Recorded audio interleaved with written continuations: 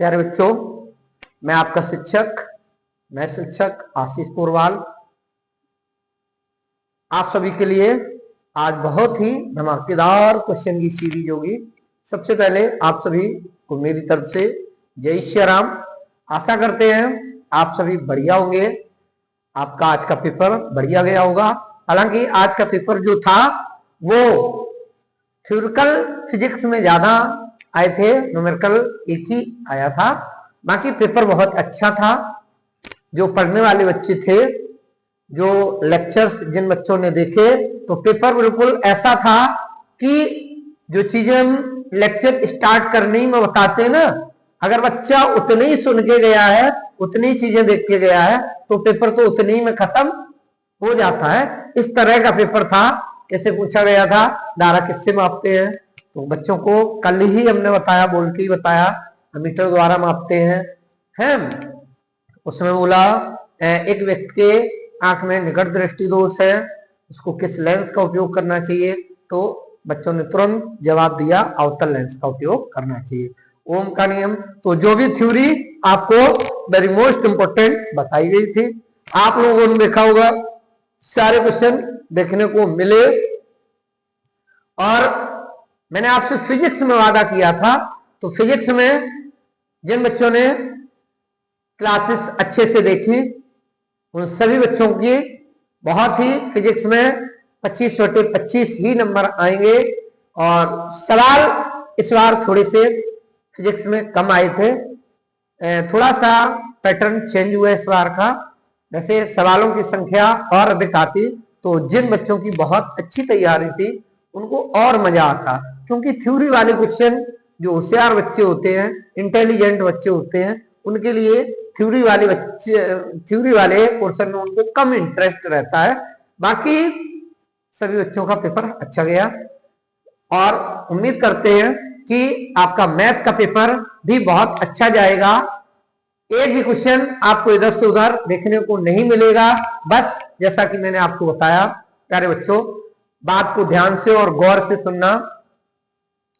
अगर अभी तक हमने आपको वेरी मोस्ट इंपोर्टेंट क्वेश्चन की सीरीज को लेके 3 चैप्टर बिल्कुल क्लियर कंप्लीट करवा चुके हैं। सबसे पहले मैंने पढ़ाया त्रिकोणमिति, उसके जितने भी वेरी मोस्ट इंपोर्टेंट क्वेश्चन थे सारे कंप्लीट करवाए गए। एक भी क्वेश्चन आपको इधर से उधर देखने को नहीं मिलेगा। इसके बाद मैंने आपको ऊंचाई दूरी में 8 से 10 ही क्वेश्चन करवाए हैं, एक भी क्वेश्चन इधर से उधर देखने को नहीं मिलेगा। और इसके बाद सांख्यिकी, तो बहुत अच्छा चैप्टर है, 12-13 नंबर तक का आता है। एक भी क्वेश्चन आपको इधर से उधर, इन तीनों चैप्टर्स के जो हमने वेरी मोस्ट इंपोर्टेंट क्वेश्चन करवाए हैं। तो प्यारे बच्चों, मैं बता दूं आपको, मैंने इन सभी चैप्टर्स की प्लेलिस्ट तैयार कर दी है। अगर अभी तक आपने देखा है तो फिर मैं कहना चाहता हूं, एक बार एग्जाम देने जाना, उससे पहले सभी वीडियोज को एक बार और अच्छे से देख के जाना।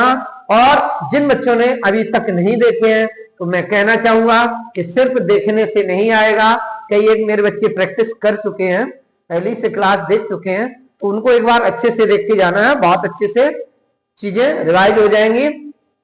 और जिन बच्चों ने अभी तक देख के नहीं गए हैं, तो प्यारे बच्चों, आप लोग क्लास को देख के जाना। और देखने के साथ साथ जो क्वेश्चन आप जिन क्वेश्चनों में अटकते हैं या जो क्वेश्चन आपको वहां कठिन लग रहे हैं, वीडियो को रोक के पेन से क्वेश्चन को लगाएं। इसके बाद समझें, जब क्वेश्चन आपको आने लगे तो आप समझिए आप बिल्कुल तैयार हैं, प्रिपेयर। इसके बाद मैंने आपसे जैसा कि वादा किया था, मैं आपके संपूर्ण गणित की तैयारी करवाऊंगा। आज के दिन और कल के दिन में पूरी फिनिश कर दूंगा। तो अब चैप्टर वाइज नहीं चल रहे हैं, मैं आपको जो भी मोस्ट इंपोर्टेंट क्वेश्चन है जो पेपर में आ सकते हैं, उन सभी क्वेश्चनों को कंप्लीट करवाऊंगा। और उसका आज पहला लेक्चर स्टार्ट हो रहा है, जिसमें पहले तो मैं क्वेश्चन आपको बता रहा हूं। कक्षा 10 गणित 70/70 की संपूर्ण तैयारी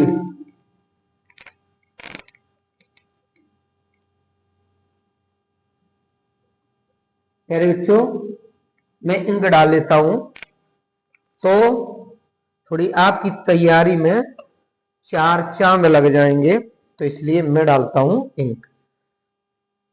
ठीक है, आज जो भी आपको मैं बता रहा हूं सभी बच्चे गौर से अच्छे से सुनेंगे और उन सभी चीजों पर बहुत ही अच्छे से अमल करेंगे। मैं आपसे वादा करता हूं एक भी क्वेश्चन यूपी बोर्ड में ऐसा नहीं होगा जो आपको देखने को वहां ना मिले। सारे क्वेश्चन वही होंगे जो मैं आपको अब 2 दिन की क्लास में पढ़ाऊंगा। और अगर आपने पहले वाली वीडियो देख ली तब तो फिर कोई जितने भी 6-6 नंबर वाले क्वेश्चन होंगे, 4-4 नंबर वाले क्वेश्चन होंगे, कोई आपको करने से नहीं रोक सकता है प्यारे बच्चों। तो एक बार वीडियो को जरूर देख लेना टाइम निकाल के, मैं बार बार आपसे कह रहा हूं। और प्यारे बच्चों, अगर अभी तक आपने क्लास को शेयर नहीं किया है तो अपने सभी साथियों तक क्लास को शेयर कर दीजिए ताकि सभी बच्चों के सपने साकार हो सके। और आप कहोगे सर मुझे उससे क्या फायदा मिलेगा, तो प्यारे बच्चे कभी ये ना सोचा करो, हमेशा ये ध्यान रखो एक ही चीज, अगर आप दूसरे का भला करेंगे, दूसरे के भला चाहेंगे, तभी आपका भला होगा, आपका कल्याण होगा। ईश्वर सब देखता है, ऊपर वाला सब नोटिस करता है। तो कभी अपने तरफ से किसी के लिए कोई विकार गलत ना करें, कोई भी विचार गलत ना लाएं, कुछ भी गलत ना सोचें। अगर आपसे बन सकता है तो आप उसकी मदद कीजिए। हमसे बन रहा है, आप मुझे ऑनलाइन कुछ दे तो रहे नहीं है, मुझसे बन रहा है, मुझे भगवान ने उस काबिल बनाया है कि मैं आपकी मदद कर सकूं। तो प्यारे बच्चों, मैं आपकी मदद कर रहा हूं और आप मेरे साथ हैं। जिस तरह से बहुत खुशी होती है मैं आपको सपोर्ट करता हूं, ठीक उसी तरह से आप भी मुझे सपोर्ट करते हैं। मैंने देखा, मैं कहूं ना कहूं, लेकिन बच्चे क्लास को लाइक करते हैं, कमेंट भी करते हैं और शेयर भी करते हैं। इसी तरह से प्यारे बच्चों, आगे की जर्नी भी शुरू रहेगी आप लोगों के लिए। जो भी आपके छोटे बड़े भाई बहन हैं, इधर उधर भटकते रहते हैं, सही जगह अच्छी पढ़ाई नहीं उन्हें मिल पाती है, गणित तैयार नहीं हो पाती है, गणित से डर लगता है, लाके आप उनको मेरे प्लेटफॉर्म पे या मेरे अंडर में कर दीजिए। मैं वादा करता हूं गणित का जो भी डर है उसके अंदर, उसको खत्म कर दूंगा। आइए, जो क्वेश्चन पूछे जाते हैं आप कोई रट्टा नहीं मारेगा, संख्याएं चेंज हो सकती हैं थोड़ी बहुत, लेकिन मैं जो आपको तरीका बता रहे हैं उस टाइप का क्वेश्चन मिलेगा जरूर। एक क्वेश्चन आपको ये जरूर मिलेगा, वेरी वेरी मोस्ट इंपॉर्टेंट प्रश्न। पहले तो मैं बता रहा हूं तुम्हें, ठीक है, कुछ प्रश्न। जैसे ये क्वेश्चन ये जरूर मिलता है, मासा दिया, 2 संख्याओं का मासा 4 है तथा 2 संख्याएं 12 व 8 हैं, तो उनका लासा ज्ञात करो। प्यारे बच्चों, एक क्वेश्चन आपसे जरूर पूछा जाएगा इस टाइप का, तो ध्यान रखो। तुमने पढ़ा क्या, कभी भी तुम्हें ऐसे दिया जाए 2 संख्याएं और मासा, तो हमेशा ध्यान रखो मासा पूछा जाएगा या लासा। तो लासा बराबर 2 संख्याओं का गुणनफल बटे मासा, सीधे लगाओ। लासा बराबर 2 संख्याओं का गुणनफल, 2 संख्या कितनी है 12, बटे में मासा 4, 4 दूनी 8, मासा कितना आ गया 24। इसी तरह से हो सकता था यहाँ लासा दे देता और मासा। एक क्वेश्चन इस टाइप का जरूर आएगा। दूसरा क्वेश्चन यहीं पे देखोगे, द्विघात द्विघात समीकरण 3x² - 4x + 6 = 0 के मूलों का योगफल तथा गुणनफल बताओ। तो प्यारे बच्चों ध्यान रखो, दो संख्याओं का द्विघात समीकरण होता है ना, उसके दो मूल होते हैं, अल्फा और बीटा। द्विघात समीकरण के मूलों का योगफल होता है अल्फा प्लस बीटा बराबर माइनस के बी अपॉन ए, और अल्फा इंटू बीटा बराबर क्या, सी अपॉन ए। तो ध्यान रखो, जो भी ये द्विघात समीकरण होते हैं, कभी कभी सवाल में तुमसे पूछा जाएगा कि इनके मूल ज्ञात कीजिए, और कभी कभी आपसे पूछ लेगा कि मूलों का गुणनफल और मूलों का योगफल। तो प्यारे बच्चों फिर भी मैंने इंक डाल ली, लेकिन मार्कर उतना मजेदार मेरे बच्चों के लिए चल नहीं रहा है जितना मैं चाहता हूं चलना चाहिए। तो एक बार डाल दी इंक फिर से। तो कैसे करोगे सर, आप जैसे बता दोगे वैसे कर रहे हैं। चलो तो सीधे मूलों का योगफल अल्फा प्लस बीटा बराबर माइनस बी अपॉन ए। तो बी का मान है ऋण 4 और माइनस चिन्ह सूत्र का बटे में ए, तो 4/3। मूलों का गुणनफल अल्फा इंटू बीटा बराबर सी बटे ए, तो 6/3, 3 दूनी 6। कभी कभी क्या होता है, समीकरण इधर से उधर कर दिया जाता है, तो तुम्हें ध्यान रखना है हमेशा क्या, जो x² का गुणांक है वो a का मान है, जो x का गुणांक है वो b का मान है, जो अचर पद है वो c का मान है। ठीक है, इसी के साथ मैं तुम्हें करवाता हूं एक सवाल, ये जरूर पूछा जाता है,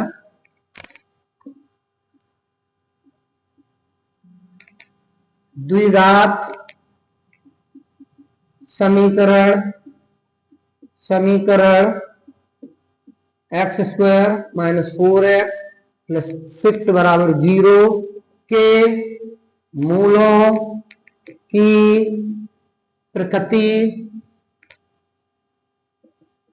क्या है, ऑप्शन में भी पूछा जाएगा। तो ध्यान रखो, द्विघात समीकरण की मूलों की प्रकृति पूछा जाए तो हमेशा विभक्तर का सूत्र लगाएंगे, d = b² - 4ac।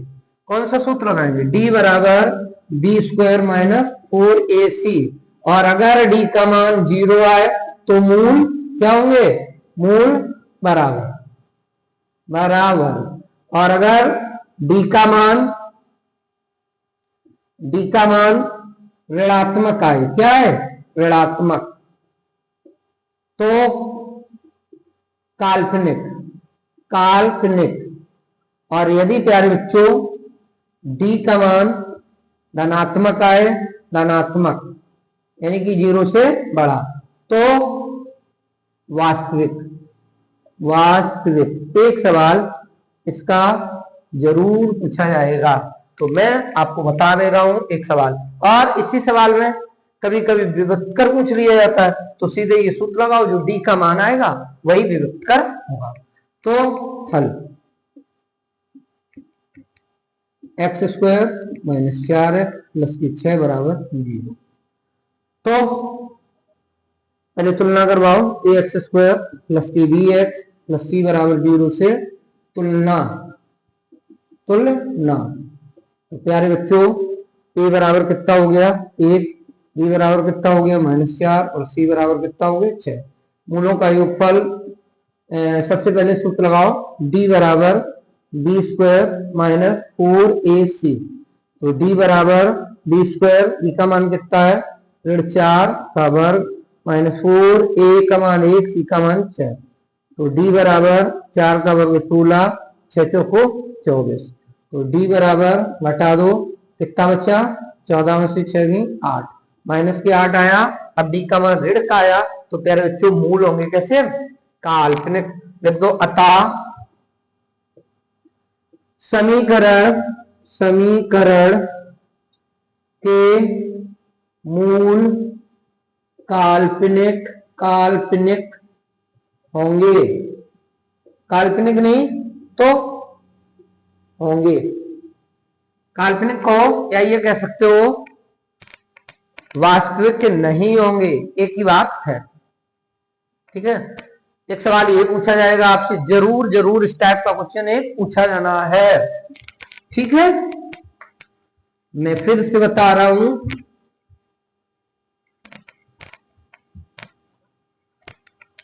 ये क्वेश्चन ऐसे पूछा जाएगा,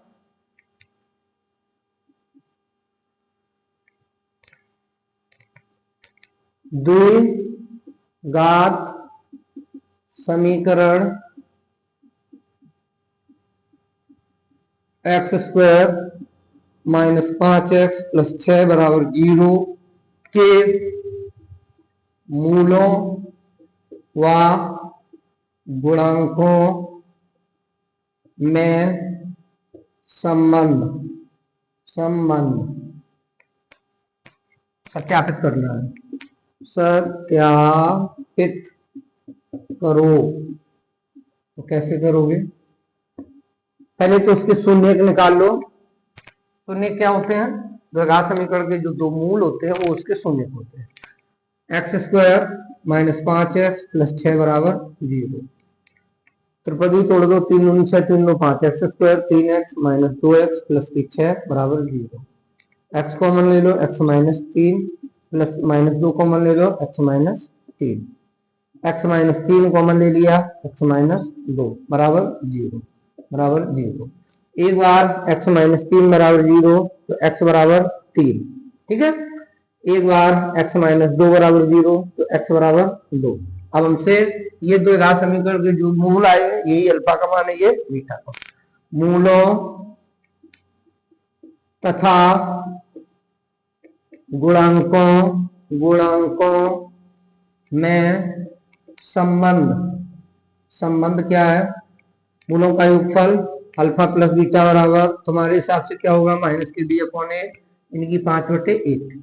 अब यहां से देखो तो अल्फा का मान 3 प्लस के 2 5, तो 5 बराबर 5 हो गया। मूलों का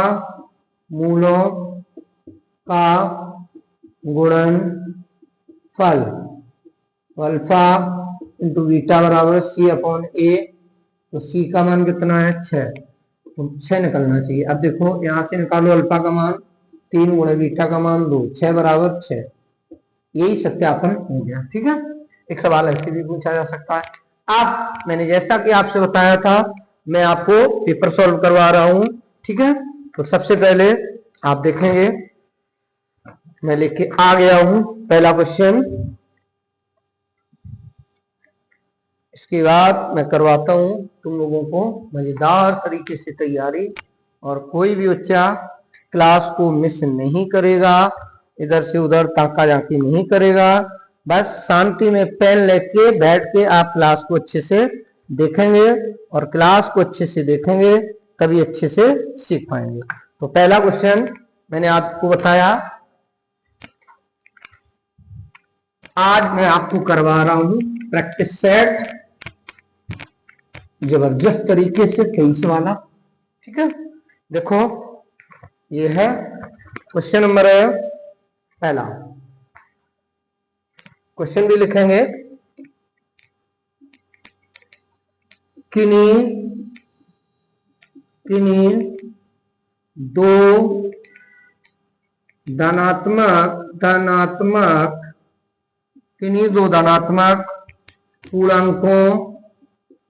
पूर्णांकों ए और बी के लिए, तो क्या होगा? ए बराबर मासा इंटू बी, नहीं, ए गुणे बी बराबर मासा, ए कॉमा बी बराबर लासा। तो इसका आंसर हो जाएगा बेटा ए गुणे बी बराबर मासा कॉमा ए कॉमा बी गुणे लासा और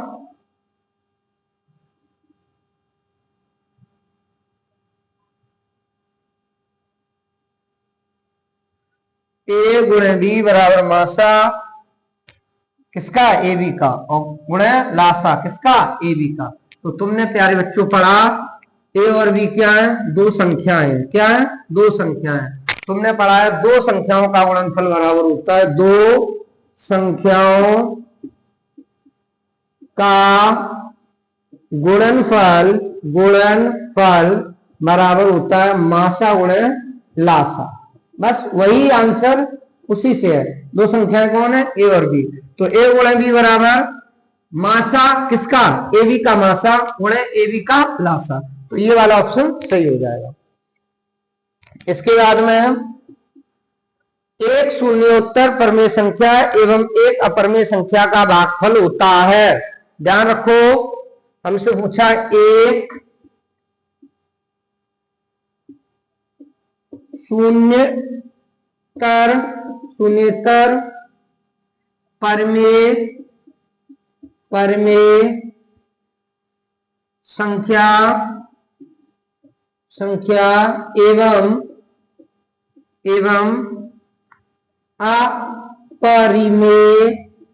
अपरमेय संख्या का भाग होता है। ऑप्शन है प्यारे बच्चों, प्राकृतिक संख्या, अपरमेय संख्या, परमेय संख्या, पूर्ण संख्या। देखो मैं आपको बार बार कहता हूं, एक सवाल बोर्ड एग्जाम में आपसे इससे भी पूछा जाएगा, 100% गारंटी। आप कहो सर यही वाला पूछा जाएगा, जो बच्चा ये सोच रहा है कि यही वाला पूछा जाएगा, सपने छोड़ दो 70/70 के लाने के, यही वाला पूछा जाएगा। मैंने कहा चाहे जहां पढ़ लो, प्यारे बच्चों पेपर का पैटर्न समझना है, क्वेश्चन कैसे करना है, दिमाग अपना लगाना है। और मैं इन क्वेश्चन को एक्सप्लेन करने के साथ साथ इनसे जुड़े जितने भी क्वेश्चन बनेंगे उन सबको एक्सप्लेन करूंगा। तो इसलिए आपको अच्छे से समझना। कभी भी तुमसे ये कहा जाए एक परमेय संख्या में एक अपरमेय संख्या जोड़ दो, तो हमेशा आंसर लगाओगे अपरमेय संख्या। कभी भी तुमसे कहा जाए एक परमेय संख्या में एक अपरमेय संख्या घटा दो, हमेशा लगाओगे अपरमेय संख्या। कभी भी कहा जाए एक परमेय संख्या में एक अपरमेय संख्या का गुणा कर दो, हमेशा लगाओगे अपरमेय संख्या। इसमें क्या कहा गया, एक परमेय संख्या एवं एक अपरमेय संख्या का भाग। भाई परमेय संख्या ये है, अपरमेय संख्या ये है, भाग दिया तो हमेशा मिलेगी आपको क्या, अपरिमेय संख्या। आंसर दोगे अपरिमेय संख्या। ऋषभ भाई ध्यान रखना, ठीक है, हमेशा। इसके बाद में बहुत अच्छा क्वेश्चन है, लाजवाब क्वेश्चन है, मैं तुम्हें बताता हूं और तुम दिमाग लगाओगे। देखो इसमें 4 क्वेश्चन हमने आपको बता दिए। इन्होंने भाग वाला पूछा है, तुमसे हो सकता है वो जोड़ने वाला पूछेगा, तुमसे हो सकता है वो गुणा वाला पूछेगा। भाई चाहे अपरमेय संख्या परमेय संख्या को जोड़ा जाए तब भी अपरमेय, घटाया जाए तब भी अपरमेय, गुणा किया जाए तब भी अपरमेय।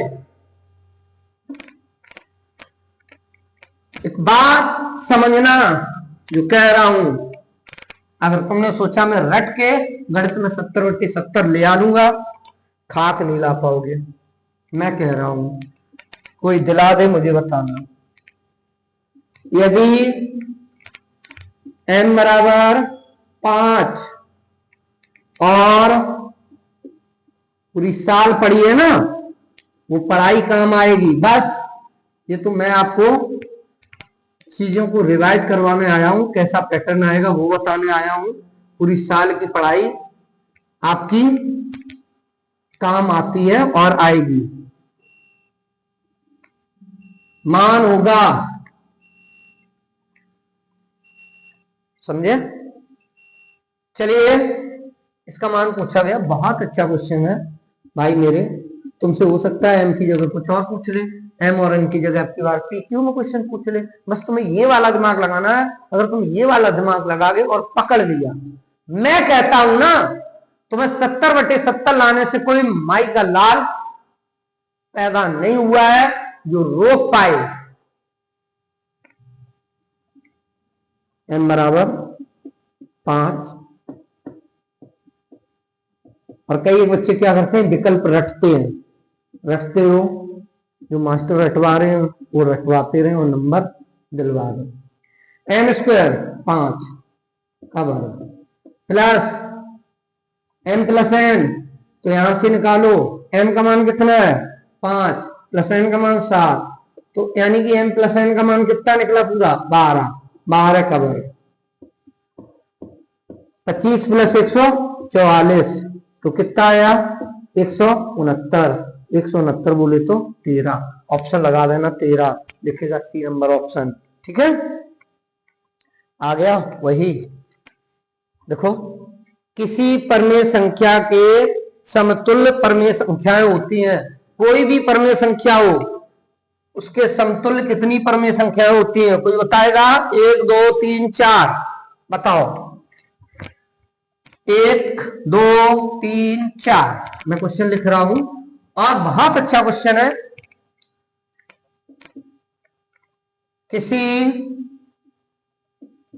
किसी परिमेय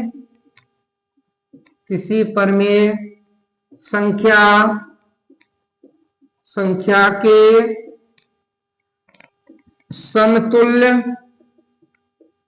मतलब समान, समतुल्य परिमेय संख्याएं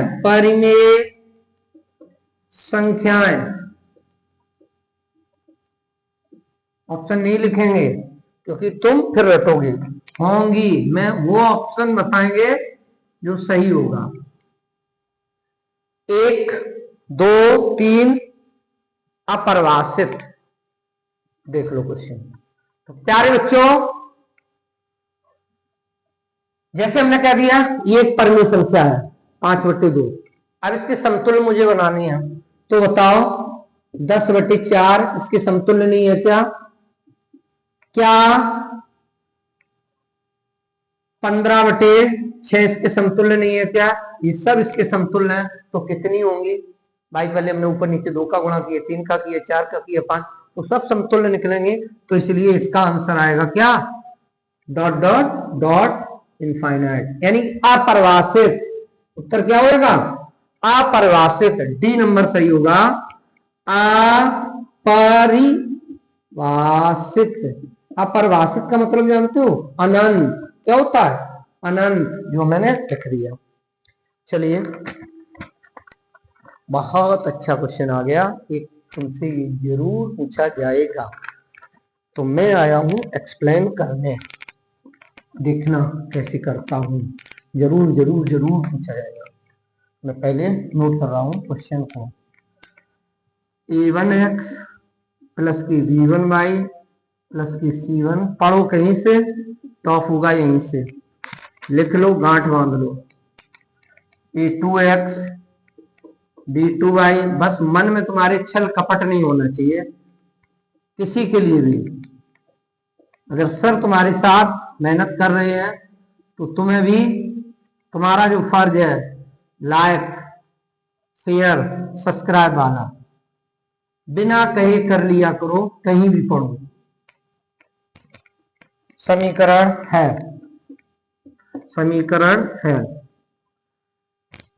a1/a2 बराबर b1/b2 बराबर c1/c2। तो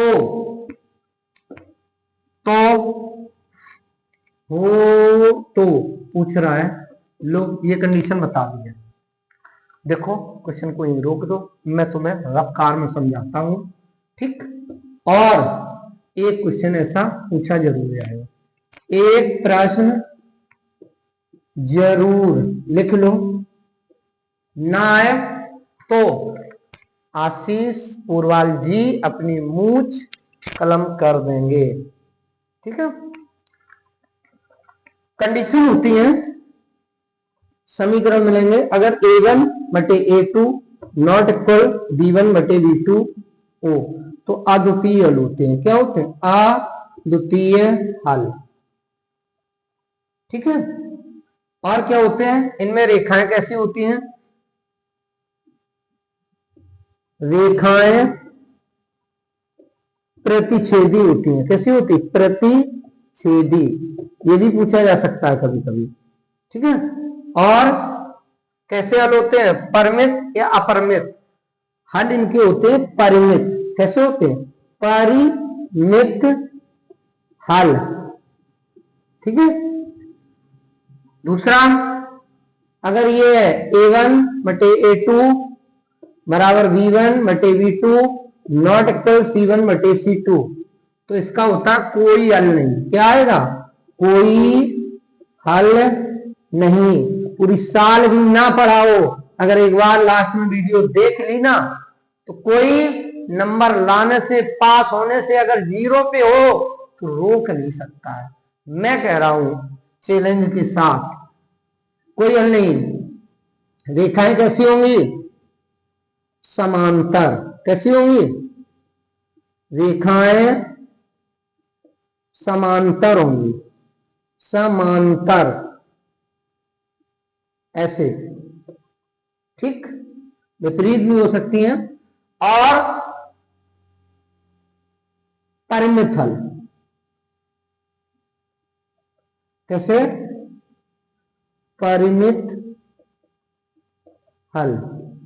और अगर तुमसे ये कहा गया, तीसरा वाला ध्यान रखो, a1 बटे a2 बराबर b1 बटे b2 बराबर c1 बटे c2, तो अनेक हल। क्या? अनेक हल या अनंत हल। इसमें रेखाएं कैसी होती हैं? रेखाएं संपाती। संपाती, ध्यान रखो। और संपाती जानते हो? जैसे ये ए है, ए बी है, तो इसी के ऊपर कौन होगी? सी डी होगी। तो ये होता है संपाती। कैसे हल होंगे? परिमित अपरिमित? अपरिमित हल। अपरिमित हल यानी कि अनंत हल। तो प्यारे बच्चों, इससे ज्यादा कोई तरीका पूछने का नहीं है, इसी से पूछा जाएगा। तो आप लोग अच्छे से तैयार कर लेना। देखो अब इसी में फंस जाएगा। इसमें कौन सा वाला पूछा गया? ये वाला, ये वाला, इस वाले से पूछा गया। कौन सा मैच खा गया? a1 बटे a2 बराबर b1 बटे b2 c1 बटे c2। देखो ये मैच खा गया। इसमें लिखा होगा रेखाओं के बारे में पूछा गया। रेखाएं समांतर है, रेखाएं संपाती है, रेखाएं प्रतिच्छेदी है, इनमें से कोई नहीं। तो इसमें बताओ रेखाएं कैसी हैं? संपाती हैं। कैसी हैं? संपाती है। आंसर लिखो, रेखाएं संपाती हैं। ठीक, ये हो गया इसका ऑप्शन आंसर। और इन सब की जरूरत नहीं, उसको आप नोट करो, अपने आप तुम कर ले जाओगे। मैं तुमसे कह रहा हूं कुछ भी तुम्हारा छूटेगा नहीं। बस तुम खामोशी के साथ तैयारी करते रहो, और कुछ भी छूट जाए तो मुझे बता देना, ठीक है। बस अच्छे से तैयारी करो तुम।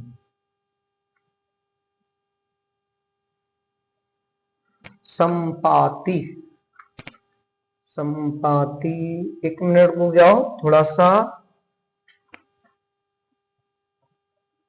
संपाती, संपाती नहीं, इसमें रेखाएं होती हैं समांतर। तो ये वाला है,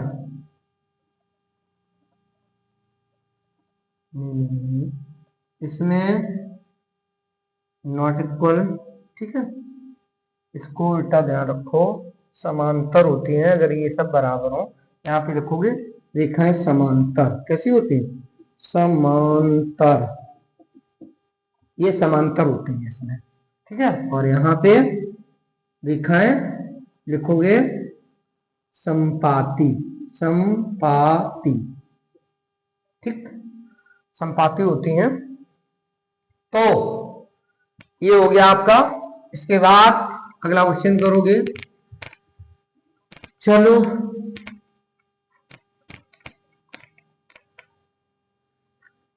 कह रहा है देखो, किसी संख्या का एक तिहाई, एक तिहाई भाग 21 के बराबर है। क्या है? बराबर है। तो वह संख्या है। कौन सी संख्या है ऐसी? इसको तुम ऑप्शन से लगाओगे। Option number A 21, option number B 42, option number C 63, option number D 84। कौन सी संख्या ऐसी है प्यारे बच्चों? इसे ऑप्शन से लगा दो। सबका एक तिहाई करो। 21 का एक तिहाई कितना आया? 7, गलत। ठीक है। 42 का एक तिहाई कितना आया? 14, ये भी ऑप्शन क्या हो गया? गलत। 63 का एक तिहाई कितना आया? 21, 21 दिया 63, 21। और 84 का एक तिहाई कितना आया? बताओ। 84 का एक तिहाई काटो, 3 दूनी 6, 3 और 24, 28। कितना आया? 28। हमसे कह रहा है किसी संख्या का एक तिहाई 21 के बराबर है। तो बताओ, हमने सभी संख्याओं का एक तिहाई किया, किसमें 21 के बराबर हुआ। एक तिहाई का मतलब ये होता है उसका 1/3वां भाग। तो 21 के बराबर किसमें है? इसमें। तो ऑप्शन नंबर हो गया ये। ठीक है, सही, करेक्ट आंसर। इसके बाद तुम देखोगे अगला क्वेश्चन। देखते रहो, पढ़ते रहो, बढ़ते रहो, जो भी मिले। बहुत अच्छा क्वेश्चन है, ईमानदारी के साथ। बस प्यारे बच्चों, तुम तरीका मैं एक से अधिक सिखा रहा हूं, तुम इस पे ना जाना कि संख्या चेंज होगी आ गई। बस मैं कहता हूं एक भी क्वेश्चन इधर से उधर नहीं जाएगा। बस तुम इस पे जाना। इस टाइप का क्वेश्चन पढ़ा तो इस टाइप से लगाया जाएगा। बस मैं कहता हूं पुष्पा झुकेगा नहीं और तुम्हें भी नहीं झुकने दूंगा। यदि द्विघात समीकरण और लॉन्ग वाले क्वेश्चन भी ना छूटे तो सबसे पहले प्ले लिस्ट में जाओ और ऊंचाई दूरी का वीडियो देखो, त्रिकोणमिति के सभी वीडियो देखो और निर्देशन वो सांख्यिकी के सभी वीडियो देखो।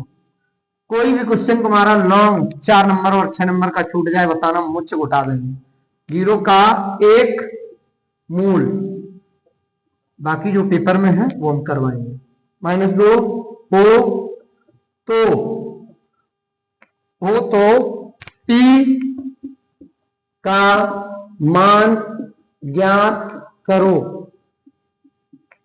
देखो, एक सवाल पेपर में तुमसे ऐसा जरूर पूछा जाएगा। कभी भी तुमसे कहा जाए एक मूल इतना है, तो प्यारे बच्चों ध्यान रखना, जो एक मूल होगा वो x का एक मान होता है। और जो x का एक मान होता है तो x का मान रख दो, आ जाएगा। द्विघात समीकरण क्या है? x² 2x माइनस के p बराबर 0। एक मूल x बराबर -2 रखो। रखने पर बस तुम्हारी में p की जगह q का पूछ लिया जाएगा, k का पूछ लिया है। -2 का वर्ग प्लस के 2 गुणे -2 माइनस p बराबर 0। 2 का वर्ग 4 माइनस की 4 माइनस की p बराबर 0। तो क्या आया? p बराबर 0। तो इसमें जो ऑप्शन आएगा वो आएगा ऑप्शन नंबर ए, करेक्ट, यानी कि 0। कितना आएगा? 0। तो ध्यान रखो। इसी के बाद क्या करोगे? दो त्रिभुज के क्षेत्रफलों का अनुपात उनकी संगत भुजाओं के अनुपात के बराबर है। तो ये त्रिभुज होगा। हमने कहा अगर दो त्रिभुज हैं उनकी भुजाओं का अनुपात, लो दो त्रिभुज हैं ए बी सी और त्रिभुज पी क्यू आर, कह रहा है दो त्रिभुजों के क्षेत्रफलों का अनुपात उनकी संगत भुजाओं के अनुपात के वर्गों के बराबर है। ए बी बटे पी क्यू बराबर ए सी बटे पी आर बराबर बी सी बटे क्यू आर इनके वर्गों के बराबर है। तो समझ जाओ त्रिभुज कौन सा होगा, समरूप त्रिभुज होगा। कौन सा त्रिभुज होगा, समरूप, समरूप, समरूप त्रिभुज होगा। प्यारे बच्चों कौन सा त्रिभुज होगा, समरूप त्रिभुज होगा। चलो एक क्वेश्चन आ गया, मैं तुम्हें बताता हूं, बहुत अच्छा इंपॉर्टेंट क्वेश्चन जो पेपर में जरूर पूछा जाता है और बच्चे अटक जाते हैं। मैं तुम्हें बताऊंगा कैसे कैसे पूछा जा सकता है। आओ देखो, एक्स अक्ष पर, एक्स अक्ष पर स्थित एवं बिंदु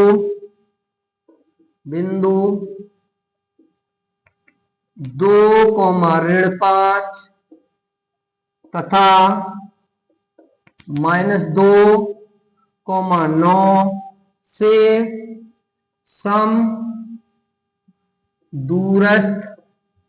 समदूरस्थ बिंदु के निर्देशांक होंगे। प्यारे बच्चों ऑप्शन भी लिखे दे रहा हूं, A 0-7। कई एक बच्चे रटेंगे तो रटना ना प्यारे बच्चों, अगर रट लिया तो मैं कहता हूं तुम्हारी औकात नहीं है कि तुम क्वेश्चन बदल के आ गया फिर कर पाओ। सर आप औकात पे चले गए। अरे नहीं प्यारे बच्चों, मैं तुम्हें समझा रहा हूं, कोई तुम्हारी औकात की बात नहीं कर रहा हूं, ठीक है। तो समझो सर कह क्या रहे हैं, सर कह रहे हैं अच्छे से समझ लेना। देखो कैसे समझोगे, समझोगे ऐसे, यहां एक्स अक्ष पर लिखा है, कभी यहां वाई अक्ष पे भी लिख सकता है। देखो मैं तुम्हें चित्र में समझाता हूं, ये एक्स अक्ष है, एक्स अक्ष पर कोई बिंदु है तो हमें पता है एक्स अक्ष पर जो बिंदु होगा उसके निर्देशांक होंगे x, 0। एक्स अक्ष पे y का मान 0 होता है, जो कहां से a और b यानी कि 2,-5 और -2,9 से कैसा है, समदूरस्थ। ये हमने मान लिया कोई बिंदु P है, यानी कि इसका मतलब ये है AP के बीच की दूरी बराबर है क्या, BP के बीच की दूरी। तो बस ऐसे ही लगाओगे। अगर ये कह दिया y अक्ष पे तो y अक्ष वाला, यहाँ y अक्ष वाला लेंगे तो y अक्ष पे हमें पता है x का मान 0 होता है, 0,22।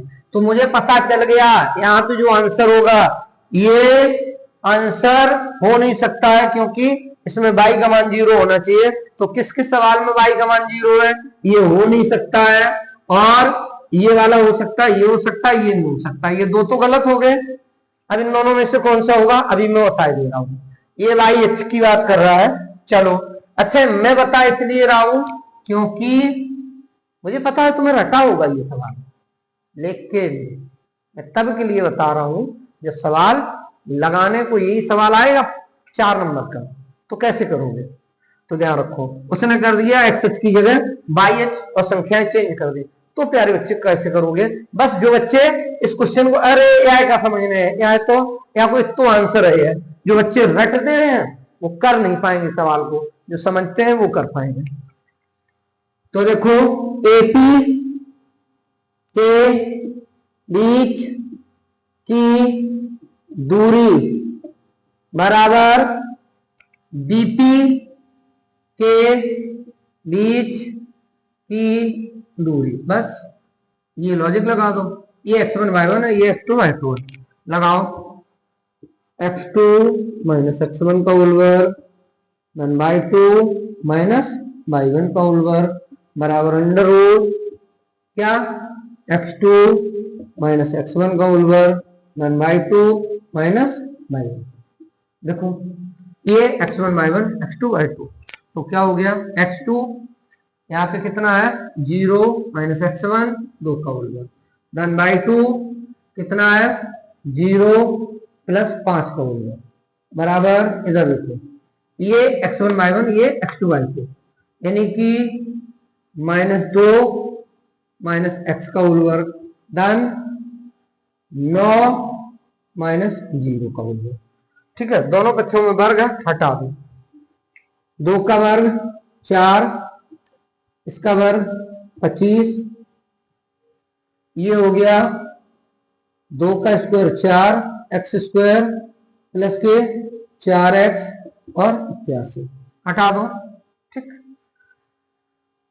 हटा दो तो 25 4 29, दोनों बच्चों का वर्ग कर दो, वर्ग से वर्गमूल आ गया, तो ये हो गया एक्स स्क्वायर प्लस की 4x और ये हो गए 85। कितने हो गए? 85।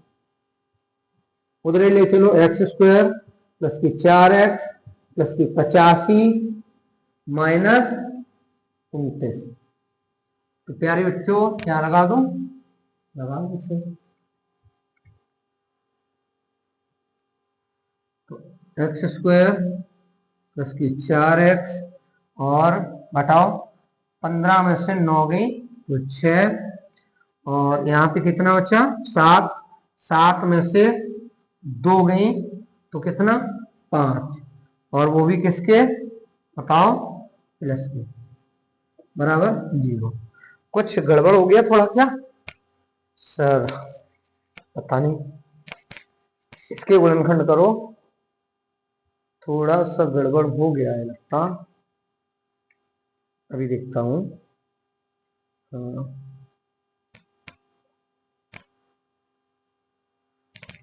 x2 माइनस x1 का होल वर्ग डन बाई 2 x2। थोड़ा सा गड़बड़ हो गया बच्चों यहाँ से, ठीक, मैं सही किए दे रहा हूँ। देखो x2 माइनस x1 यानी कि x माइनस 2 का होल वर्ग डन बाई 2 यानी कि 0 प्लस 5 का होल वर्ग। गड़बड़ हो गया थोड़ा, कोई बात नहीं। यहाँ पे देखो ये x1 y1 ये x2 y2, 9 माइनस इसमें का होल वर्ग डन। यहाँ देखो यार, ये x1 y1 ये x2 y2 minus 2 minus x का होल वर्ग done by 2 minus y1 9 minus 0 का होल।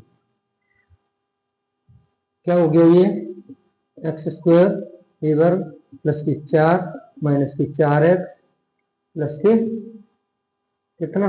25 बराबर वहां पे कितना हो गया? वहां पे हो गया एक्स स्क्वायर प्लस की 4 प्लस की 4x और प्लस के 81। दोनों बच्चों का वर्गमूल हटा दो, एक्स स्क्वायर 4x प्लस की 29 बराबर एक्स स्क्वायर प्लस के 4x प्लस के 85। देखो ये इससे काट दिया, ठीक है। अब आ जाओ इधर ले आओ तुम इसे, तो माइनस की 4x और माइनस की 4x बराबर 85 माइनस इतने 29, तो माइनस की 8x बराबर 15 में से 9 गई 6 और ये तो x बराबर 56 बटी में 8, 8 सत्ते 56, x बराबर कितना है? -7। तो निर्देशांक कितने थे? x पे x, 0। तो निर्देशांक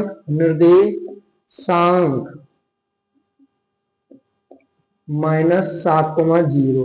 तो ऑप्शन नंबर कौन सा करेक्ट हो गया? ये। प्यारे बच्चों, जैसे एक मेरा शिष्य है राघव, वो कहता अरे यार आपको तो आंसर पता ही है। भाई मेरे, तुम्हें इसका आंसर पता है, अच्छी बात है, लेकिन सवाल मैं इसलिए बता रहा हूं, यही सवाल लगाने को आ जाएगा तो अच्छे का धुआं निकल जाता। और तुम इस सवाल को सीख लो, समदूरस्थ वाला कोई भी सवाल आएगा XYZ तुम कर पाओगे। बस मैं तुम्हें जो लॉजिक सिखा रहा हूं सीखो। वो कह रहा है x पर स्थित है, अगर यही कह देता y x पर स्थित है तो मुझे पता है y x के निर्देशांक होते हैं 0, y, ठीक है, तो उससे लगा देते, ठीक है।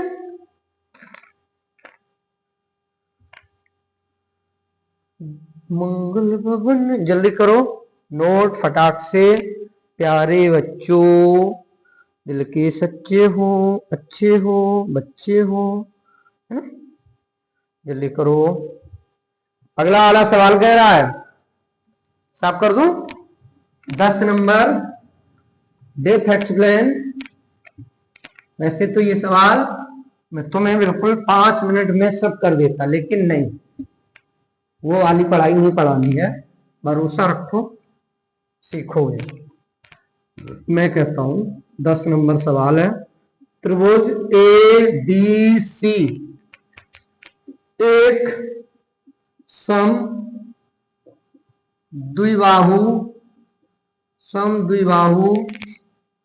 त्रिभुज, एक सम द्विबाहु त्रिभुज है जिसमें ए बी बराबर ए सी। तो देखो, एक त्रिभुज बनाओ तुम, ए बी सी, भुजा ए बी बराबर किसके, ए सी के। तो जो भुजाएं बराबर होती हैं उनके सामने कोण भी बराबर होते हैं, तो कोण बी बराबर होगा कोण सी के, कोण बी बराबर कोण सी के। ठीक है, ऑप्शन ये होगा इसका। अगला देखो, बहुत अच्छा सवाल है, ए बी बराबर 6√3 सेंटीमीटर तथा ए सी बराबर 12 और बी सी बराबर 6। तो कोण बी का मान ज्ञात करो। प्यारे बच्चों ध्यान रखो, तीनों भुजाएं दी गई हैं, तुम देखो सबसे बड़ी भुजा कौन है, ए सी। ए सी स्क्वायर बराबर A B square plus B C square हो। अगर सबसे बड़ी भुजा का वर्ग से दो भुजाओं के वर्गों की योग के बराबर है तो हमेशा समकोण त्रिभुज होगा, इसका आंसर समकोण त्रिभुज होगा। देखो, ए सी 12 का वर्ग, ए बी 6√3 का वर्ग, बी सी 6 का वर्ग, 144 √3 का वर्ग, 3 6 का वर्ग, 36 36 तिया 81, 36 तिया 108 है ना, 36 तिया 108 और 6 36, तो कितने हो गए, 144 बराबर 144। तो इसका जो कोण बी होगा, ध्यान रखो, कोण बी बराबर आएगा 90 डिग्री। क्या आएगा, 90 डिग्री। समझा दिया, बहुत अच्छे से समझिए सर। अब मैं तुम्हें समझाता हूं क्वेश्चन नंबर अगला, जल्दी से करो, नहीं तो फिर हो जाएगी तुम्हारी क्या, बैंड बज जाएगा, नहीं बजेगा। मैं इसी के साथ और भी क्वेश्चन करवाऊंगा, ठीक है, लेकिन अभी तुम ये देख लो, फिर बताता हूं। एक समबाहु त्रिभुज ए बी सी की भुजा 2a है, उसके प्रत्येक शीर्ष लंब की लंबाई होगी। ये क्वेश्चन अगर 4 नंबर में आ जाए या 6 नंबर में आ जाए, मैं कहता हूं आधे से ज्यादा बच्चों के पैर कप जाएंगे। और तुम सच बोलना तेरे बच्चों कि तुम्हें ये क्वेश्चन आता है कि नहीं आता है, वो अलग की बात है, तुमने इसे रट लिया हो। रटना कोई गणित सीखना विकल्प नहीं होता है। वही बच्चे एग्जाम टाइम पेपर निकल छूटते टाइम रोते हैं, जो समझते नहीं है, क्या करते हैं, रटते हैं। तो तुम्हें समझना है, रटना नहीं। एबीसी एक समबाहु त्रिभुज है, समबाहु त्रिभुज की प्रत्येक भुजा कैसी होती है, बराबर होती है। ये 2a है तो ये भी 2a है और ये भी 2a है। मैं बता रहा हूं, शीर्ष लंब से लंबाई डाल दोगे तो ये वाली भुजा कितनी हो जाएगी, a हो जाएगी, ठीक है। और इसकी बात कर रहा हूं से, तो तुम यहाँ पे डाल दो कोई ये l डाल दो। देखो आप इसी की पूछी गई है, तो तुम देखो समकोण समकोण त्रिभुज ALB में ये लंब हो गया, ये कण हो गया, ये आधार। कण स्क्वायर बराबर लंब स्क्वायर प्लस आधार स्क्वायर। कण कितना है 2a का वर्ग, लंब कितना है, लंब पता करना है, ठीक है। a कितना है आधार, a का वर्ग, कितना हो गया 4a square minus a square बराबर l स्क्वायर।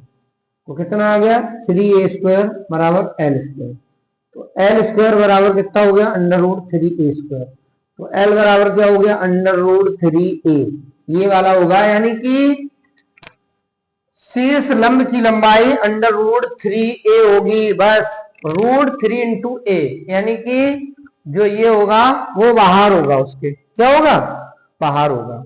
तो प्यारे बच्चों करो फटाक से, मैं तुम्हें फिर बताता हूं, बहुत अच्छे अच्छे सवाल हैं, ठीक।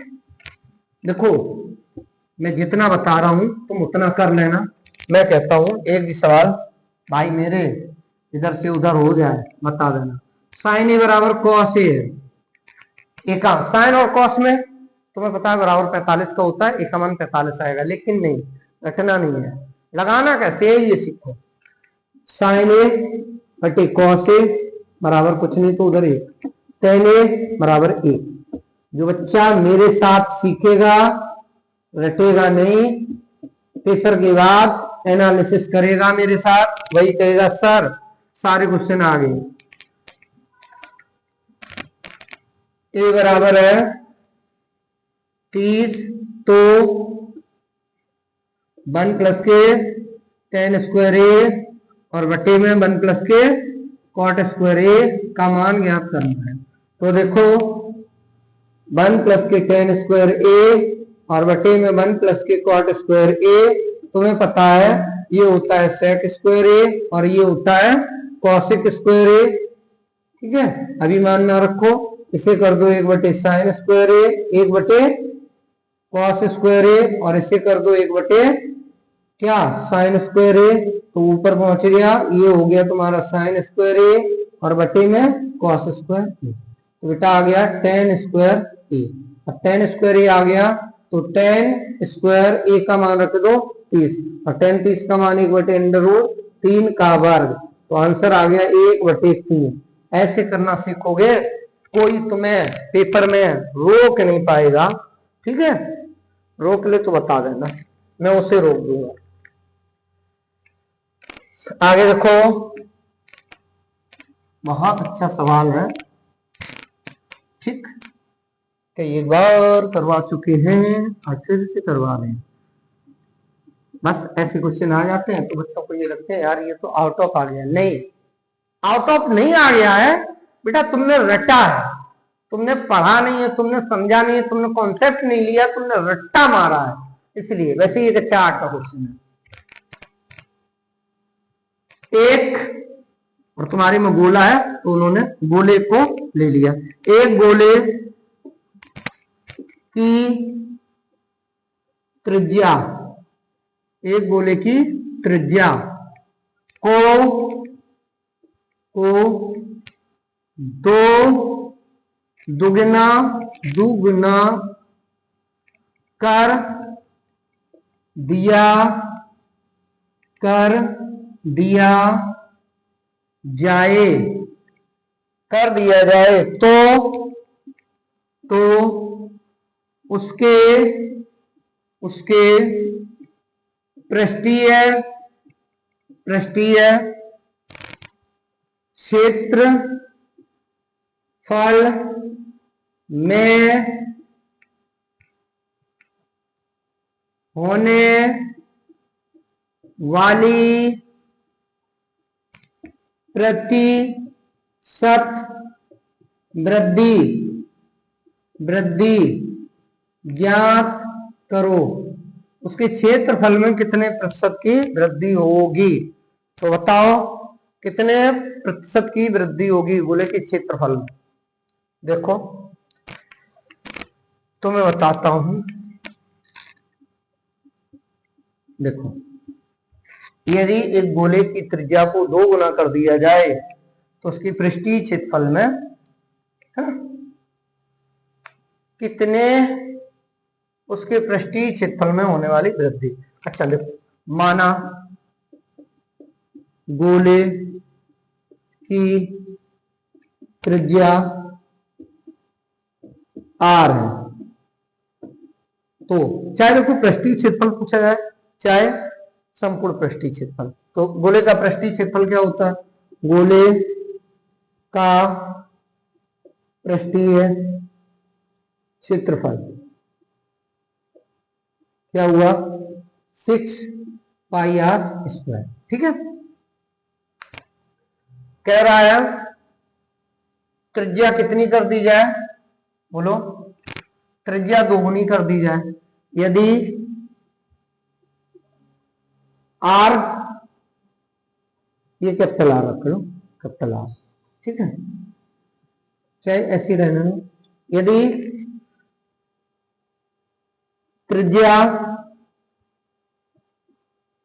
2r हो तो पृष्ठीय क्षेत्रफल कितना हो जाएगा, देखो 6π, आर की जगह क्या रख दो 2r का वर्ग, 2r का वर्ग, तो क्या हो गया 6π×4r² हो गया। अब वो कह रहा है बताओ इसमें कितनी वृद्धि होगी, तो वृद्धि कैसे निकालोगे, देखो 6π×4r² बटे में पहले क्या था, देखो प्रतिशत वृद्धि,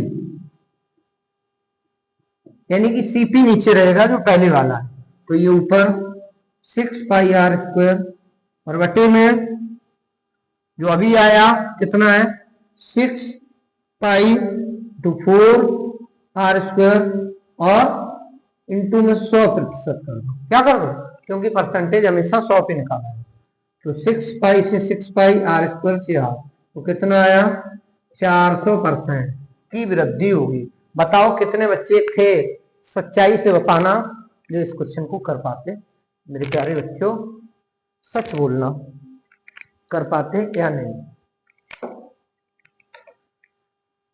जल्दी करो, मैं फिर से बताता हूं तुम्हें, अगला क्वेश्चन कर लेते तो ठीक है,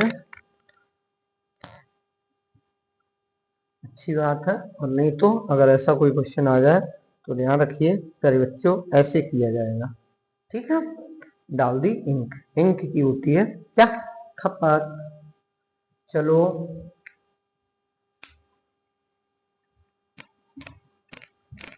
तुम कैसे करोगे, हाँ बस ये है, अच्छी प्रैक्टिस करोगे तो क्वेश्चन तुम्हें आएंगे, ठीक है, मैं यहाँ तुम्हें रट्टा नहीं लगवाऊंगा, कुछ भी हो जाए मैं तुम्हें सिखाऊंगा।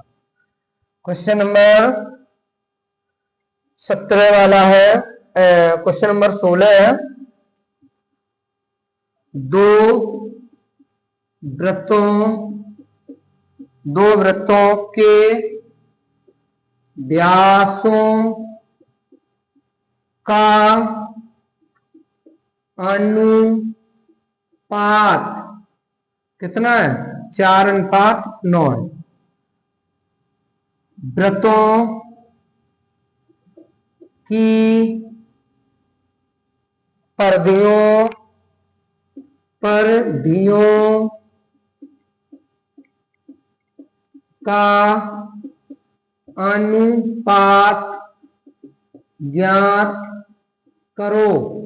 तो वृत्त की परिधियों का अनुपात कैसे ज्ञात करोगे, देखो यानी कि D1:D2 कितना है 4:9, तो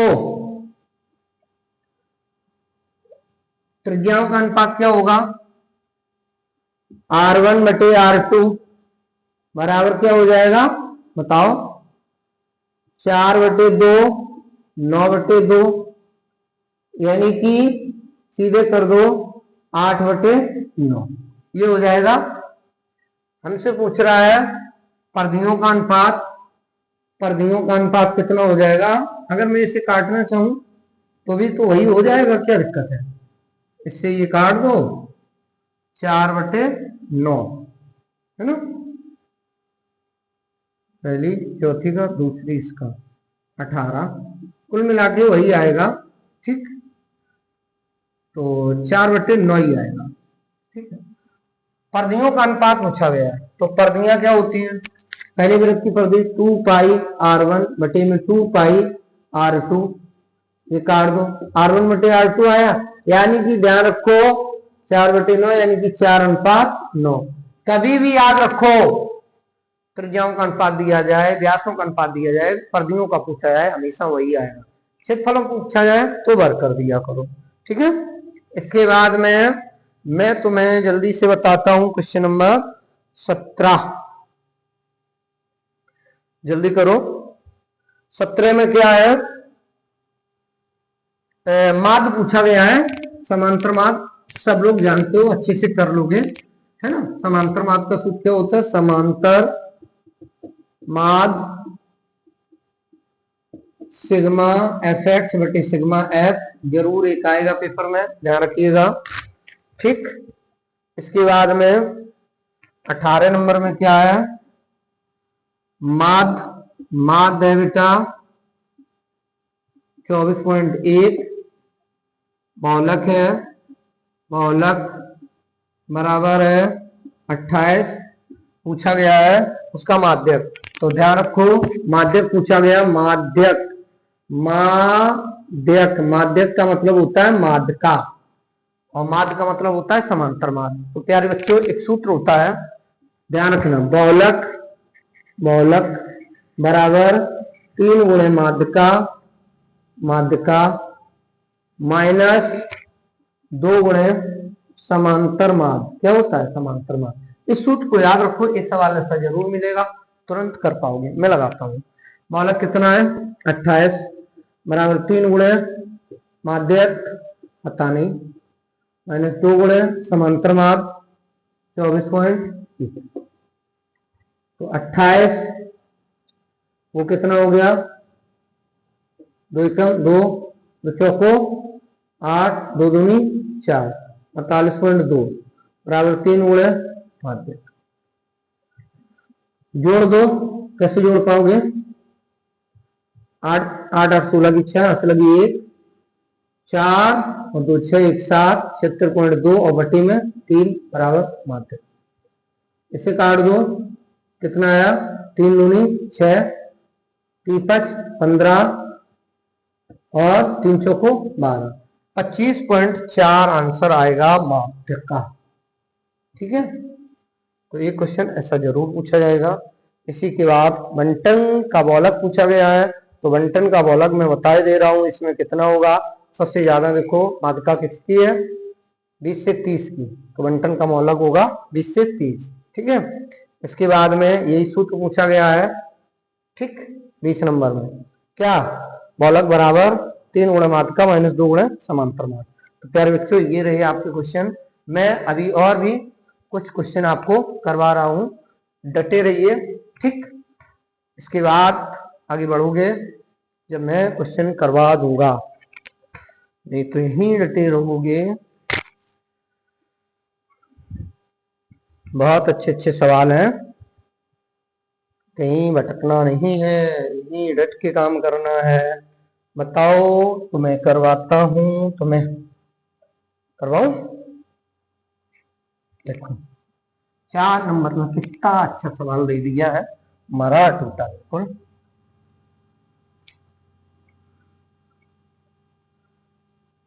x प्लस के 1/x बराबर 3, तो मूल ज्ञात करो, मूल ज्ञात। बाकी ये क्वेश्चन हम तुम्हें कल करवा देंगे। x² प्लस के 1/x बराबर 3, तो x² प्लस के 1 बराबर 3x बटा x² माइनस 3x प्लस के 1 बराबर 0। ठीक है, अब मूल ज्ञात करना है तो कर दो। कैसे करोगे? लगातार x बराबर minus B plus minus under root B square minus 4ac बटे में 2a, तो x बराबर 3 plus minus under root B square यानी कि 3 का वर्ग 9 माइनस 4, a का मान 1 और c का मान 1 बटे में 2a। तो x बराबर 3 प्लस माइनस अंडर रूट कितना 5/2, ये हो गए उसके होंगे। ठीक है, मैं इसको कल करवाता हूँ, कल आपकी धुआंधार क्लास चलेगी, तो परेशान नहीं होना है तुम लोगों को। ठीक, और मैं करवाता हूँ कल यही वाले क्वेश्चन, पहले इसी के करवाएंगे, और आप लोग अच्छे से तैयारी करें, कोई भी क्लास मिस ना करें, अच्छे से देखें, पढ़ें और समझें। आज वाणी को यही विराम करता हूँ, थोड़ा सा थका हुआ हूँ, अभी जाऊंगा कहाँ पे निमंत्रण में, तो इसलिए मैं कल करवाता हूँ। कल कुछ रह नहीं जाएगा, बड़ी सी क्लास होगी 3-4 घंटे की, बस उसी में सब खल्लास कर दिया जाएगा। ठीक है, आज के लिए बाय बाय, टेक केयर, सभी लोग अच्छे से तैयारी करें, और पुरानी वीडियो जरूर तब तक आप लोग देख लें